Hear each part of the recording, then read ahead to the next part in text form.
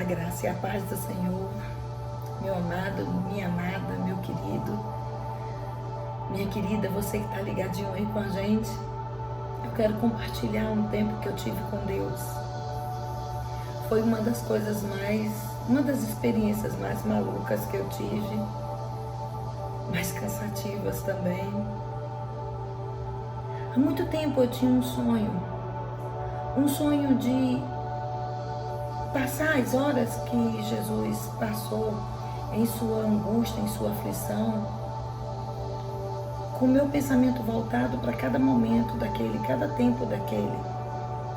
Para nós ocidentais é muito complicado, porque muitas vezes nós não entendemos os dias e as horas para aquele povo. Então é difícil a gente entender na nossa mente que Jesus morreu na sexta e ressuscitou no domingo, e como 3 dias de martírio, como 3 dias de escuridão, como entender como tudo isso funcionava, como muitas vezes eu compartilho com algumas pessoas e na mente delas o jantar tinha acontecido na sexta, e eu tinha muito desejo, uma vontade muito grande no meu coração de fazer um estudo sobre isso, de acompanhar esse momento. Não seria bem um estudo, mas acompanhar esse momento. E como Deus mudou tudo, eu nunca tive tempo, porque geralmente a gente está com a peça da Páscoa, um almoço em família, são tantas atribuições, tantas coisas que nós vivemos, tantos compromissos, que muitas vezes nós não temos tempo para experiências como essa.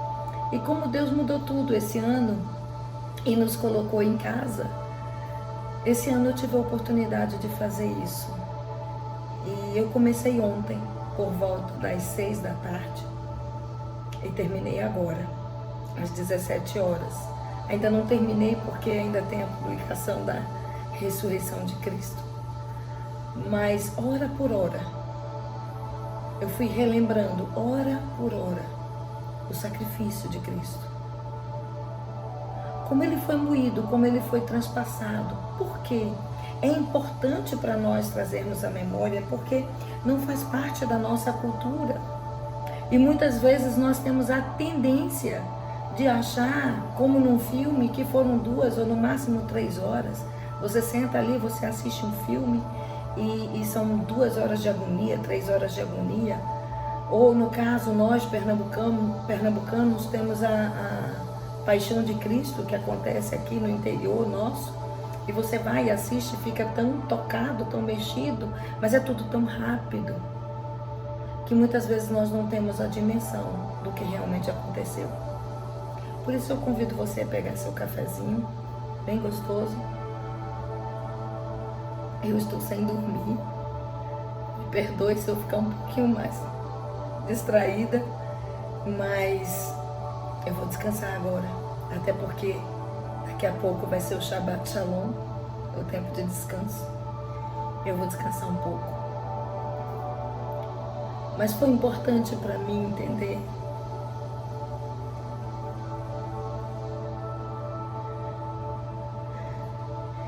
que para ele não teve descanso. Foi importante para mim,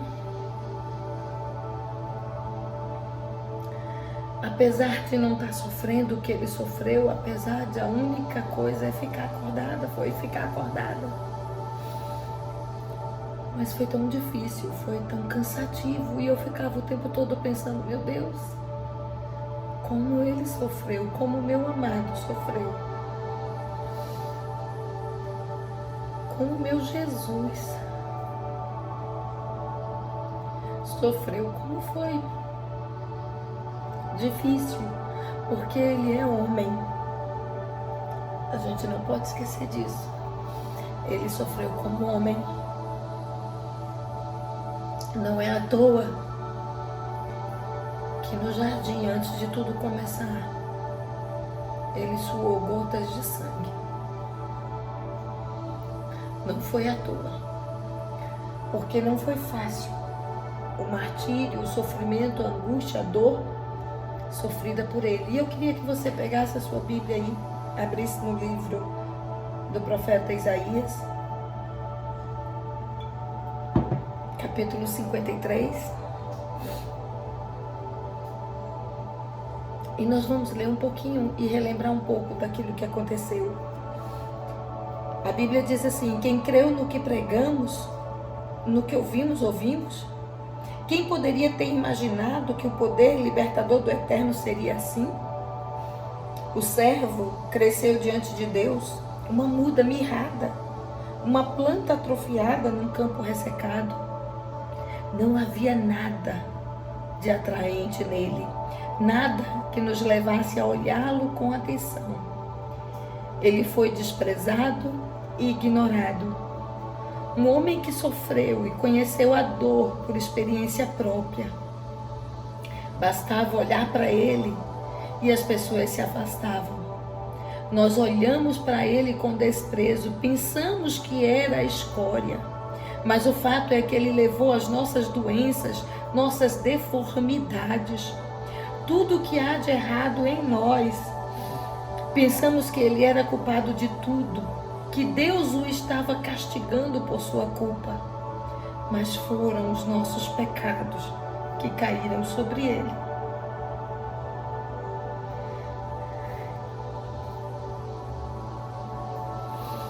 Foram os nossos pecados, a nossa culpa. Foram os nossos pecados que o feriram, dilaceraram, esmagaram. Foram os nossos pecados. Ele recebeu o castigo e isso nos restaurou. Por meio das feridas deles, somos curados. Somos como ovelha que se desviaram e se perderam. Cada um de nós fazia o que queria, cada um escolheu um caminho próprio. E sobre ele o Eterno descarregou todos os nossos pecados, tudo o que fizemos de errado. Ele foi afligido e torturado, mas não disse uma única palavra. Como ovelha que é levada ao matador, ou cordeiro para ser tosquiado, ele aceitou tudo em silêncio. A justiça falhou. Como a justiça falhou. Ele não teve um julgamento coerente, um julgamento decente. As testemunhas apresentadas eram falsas. Elas eram falsas. A própria palavra de Deus diz que elas eram falsas, eram testemunhas falsas. A justiça falhou.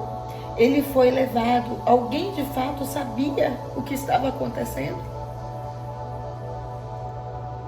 Eu fico imaginando o que devia estar passando na mente dele, na mente dos seus discípulos. Que loucura que aconteceu.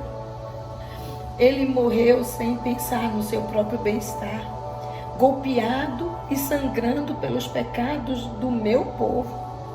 Eles os sepultaram com os maus e os jogaram num túmulo com ricos, embora nunca tivesse feito mal a ninguém, ou dito uma só palavra que não fosse a verdade. Mas era o que o Eterno tinha em mente desde o início: esmagá-lo com sofrimento. O plano era que ele se entregasse como oferta pelo pecado, para que assim visse o fruto disso: vida, vida e mais vida. E por causa dele, o plano do Eterno se realizará. Daquela terrível angústia da alma, ele verá que valeu a pena. Ficará feliz por tudo que fez, por meio do que ele experimentou. Esses justos, meu servo, produzirá muitos justos.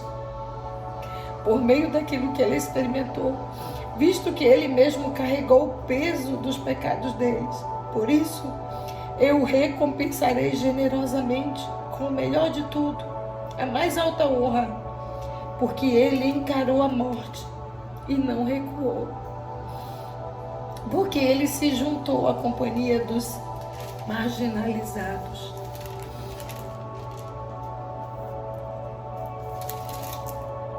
Ele tomou sobre os ombros os pecados de muitos e assumiu a causa de todos os culpados.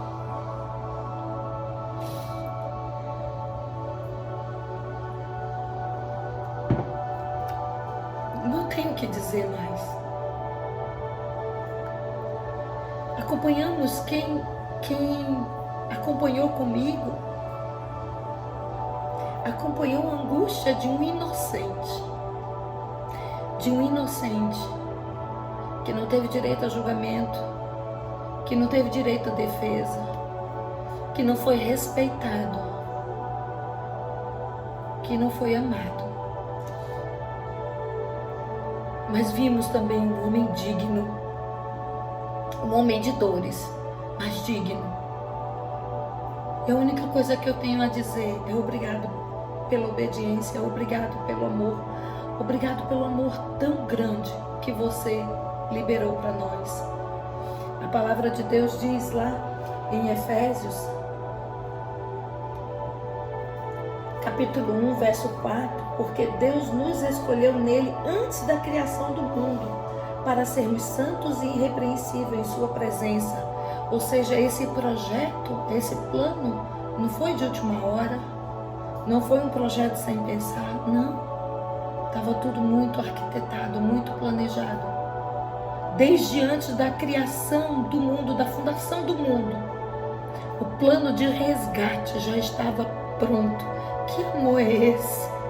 Que amor tão grande é esse? Que graça tão grande, que misericórdia tão grande, que compaixão tão grande. Como responder a esse amor, a essa graça, a essa compaixão?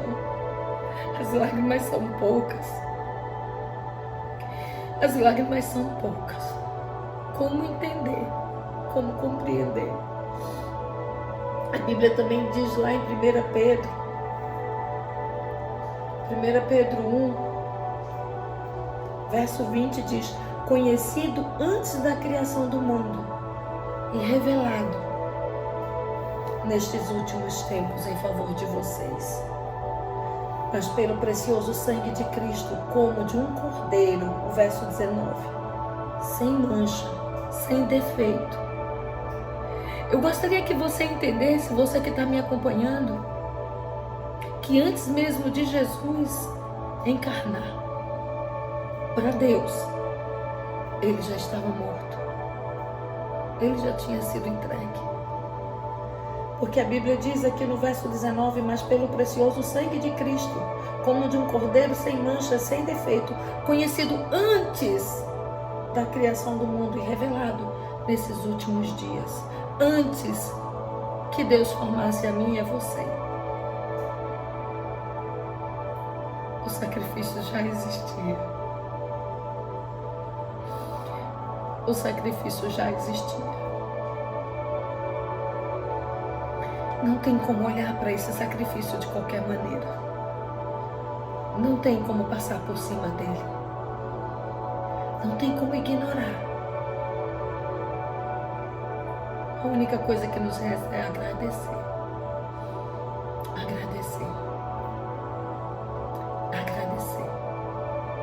O melhor de tudo é saber que ele ressuscitou.